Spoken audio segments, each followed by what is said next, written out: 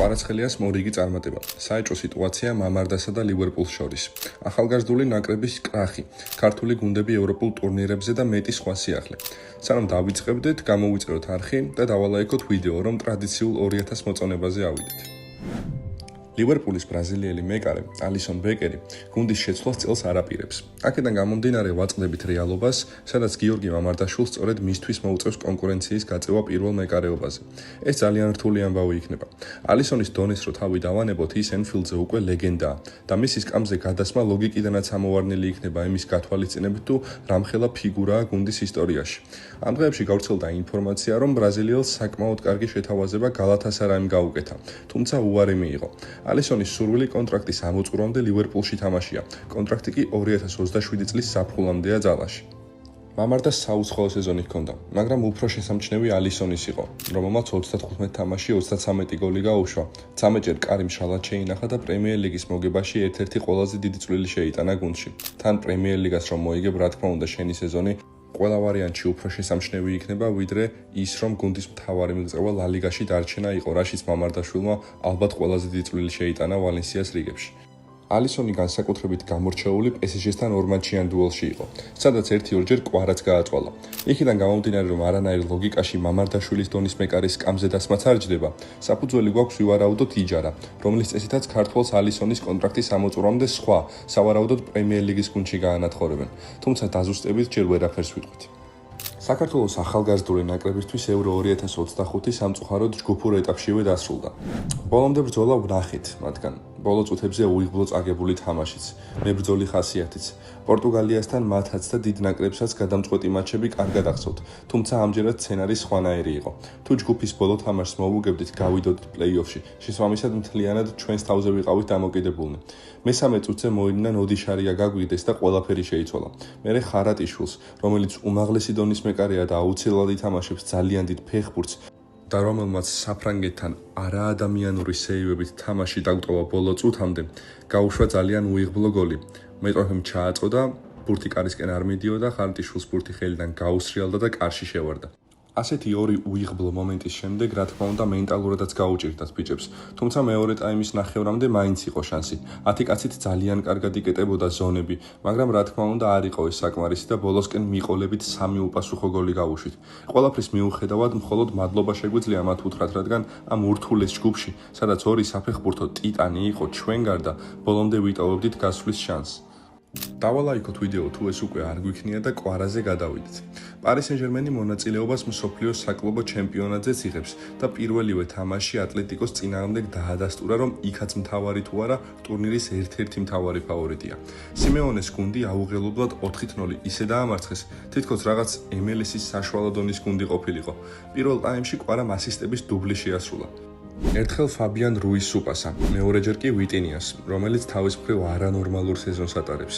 ხუჩა გოლის გატანის რეალური შანსის წინაშეც იდგა, მაგრამ მობლაკმა დაუჯერებელი ბურთი მოუხსნა და მისი ხელიდან ის ძელს მოხვდა. საბოლოოდ PSG მომარტივესაც 3 ქულა მოიპოვა. ატლეტიკოს ფეხბურთელები ამინც უჩიოდნენ, ისეთი სიცხე იყო, სირბილის სურვილიც კი არ ქონდაო. ნუ მართლაც, ახლა იქ ძალიან ცხელა და თან შუა დღეს უწევდათ თამაში, რადგან ევროპელებმა ნორმალურ დროს უყურონ, თუმცა ამინდი ორივე გუნდისთვის ერთნაირი იყო, შესაბამისად კარგი მიზეზი არ არის. ლუის ენრიკეს სისტემაში რომ ჩაჯდე მოედანზე 100%-ს უნდა დებდე და ეს ამ სეზონში კარგად გამოჩნდა. ამაზე გუნდის ერთ-ერთმა ლიდერმა, უსმან დემბელემ ისაუბრა. როდესაც ლუის ენრიკეს გუნდში ფორვარდი ხარ, იცი რომ თუ დაცვასაც არ დაეხმარე, სკამზე დაჯდები. სწორედ ამ მენტალიტეტით მოიგო ჩემპიონთა ლიგა PSG-მ. ყველანი ვუტევდით და ყველანი ვიცავდით თავს. ენრიკემ შეძლო ის, რომ თითოეული ფეხბურთელი ფიქრობს გუნდზე და არა საკუთარ თავზე. პირველი პრიორიტეტი ყველასთვის გუნდის წარმატებაა. ის გვეუბნება, რომ ფეხბურთი ომი არ არის. უბრალოდ თამაშია, რომელშიც ემოციები უნდა აკონტროლო და სწორად გადაანაწილო. ჩემპიონთა ლიგის ფინალის წინ გვითხრა, რომ მსგავსი მომენტი შეიძლება კარიერაში აღარასდროს გქონდეს, ამიტომ ამით მხოლოდ სიამოვნება უნდა მიგვიღო. ლუჩოს ქევადიდება არა მხოლოდ ჩვენგან, არც ერთი ფეხბურთის მაყურებლისგან არ მოკლებია. ამიტომ გადავიდეთ შემდეგ ამბავზე. ეს ქართულ გუნდებს ეხებათ, რომელთა მეტოქეებიც ევროტურნირების საკვალიფიკაციო ეტაპისთვის გარკვეულია. იღბალი წლებია აქ არ გვწყალობს, დიდად განსხვავებული ესკენჯისყრას არ ყოფილა. სპაერის მეტოქე ვენის აუსტრია იქნება, გორის დილა რასინგ უნიონს შეხვდება, ქუთაისის ტორპედო ყაზახურ ორდაბასს. საქართველოს ჩემპიონი იბერია კი ჩემპიონთა ლიგის საკვალიფიკაციოზე მალმიოს დაუპირისპირდება, რომელიც შესაძლო ვარიანტებიდან ყველაზე ლიგაზე ნაკლებად სასურველ მეტოქის წარმოადგენდა. მათ ჩემპიონთა ლიგაზე ძალიან ბევრჯერ უთამაშიათ და გამოცდილებაც დაგროვილი აქვთ. პირველი თამაში 8-9 ივლისს თბილისში გაიმართება, მეორე კი 15-16 ივლისს შვედეთში.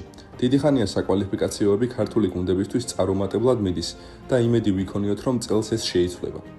მსოფლიო საკლუბო ჩემპიონატზე ერთმანეთის წინააღმდეგ ინძაგის და ჩაბი ალონსოს სადებიუტო თამაშები შედგა. რეალმა და ალ-ჰილალმა ქულები გაიყვეს. მატჩი 1-1 დასრულდა. მატჩის ბოლო წუთზე როხი ბლანკოს შანსი ჰქონდა თამაშის მოგების, თუმცა 11 მეტრიანი ნიშნულიდან ფედერიკო ვალვერდემ ბონოს ვერ აჯობა. შესაბამისად, ალონსოს დებიუტი მთლად საოცნებო ვერ გამოვიდა. ბარსელონასაც შევეხოთ. 24 წლის მეკარე ჟოან გარსია სწორედ მათი ფეხბურთელია. კატალონიელებმა იგი ესპანიოლიდან 25 მილიონის სანაცვლოდ გადაიბირეს. საინტერესოა შესნისა და ტერ შტეგენის სიტუაცია. 25 მილიონად ნაკეთი მეკარე რა თქმა უნდა რომ სკამისთვის არაა გათვლილი. შესნი კიდევ მარტივად შეეგოება ამ ამბავს. კაცმა 1 წლის წინ კარიერა დაასრულა, მაგრამ გერმანელის სიტუაცია ეჭვქვეშ დგას. თან მით უმეტეს, რაც არ უნდა იყოს ტერ შტეგენი გუნდის კაპიტანია. ჩვენ წინასწარ ვერაფერს ვიტყვით. საბოლოო სიტყვა ჰანსი ფლიკმა უნდა თქვას და ჩვენც მას მოусმენთ. ბარსელონა გარსიას გარდა ნიკო ვილიამსაც შეუთანხმდა. ფეხბურთელსა და გუნდს შორის დასალაგებელი აღარაფერია. კონტრაქტს 2031 წლამდე დადებენ. ახლა მხოლოდ ბილბაოსთან მოლაპარაკებები აქვს დარჩენილი კატალონიელებს. ნიკო, იამალი და რაფინია ერთ შეტევაში ძალიან ლამაზი სანახავი და მეტოქეებისთვის საშიში იქნება. მსოფლიო საკლუბო ჩემპიონატის პირველი თამაშის წინ გულშემატკივრებთან შეხვედრის დროს ხვიჩა კვარაცხელიამ რონალდოზე და მესიზე ისაუბრა. მან კითხვა მიიღო თუ რომელი ჯობდა. ასე უპასუხა: კრისტიანო რონალდო ძალიან მიყვარს, მაგრამ ლიონელ მესი სხვა პლანეტიდან არის. როგორც ვიცით, კვარა დიდი რონალდოს ფანია, მაგრამ ობიექტურობა შეინარჩუნა შეფასების დროს. ჩვენი ვიდეო კი ამ საინტერესო ამბით დასასრულს მიუახლოვ და დალაიქეთ ის, ავიყვანოთ 2000 ლაიქზე, გამოიწერეთ ლაინსმენის არხი და ჩართეთ ზარისხილაკი, რომ არ გამოტოვოთ მეტი საფეხბურთო ვიდეო.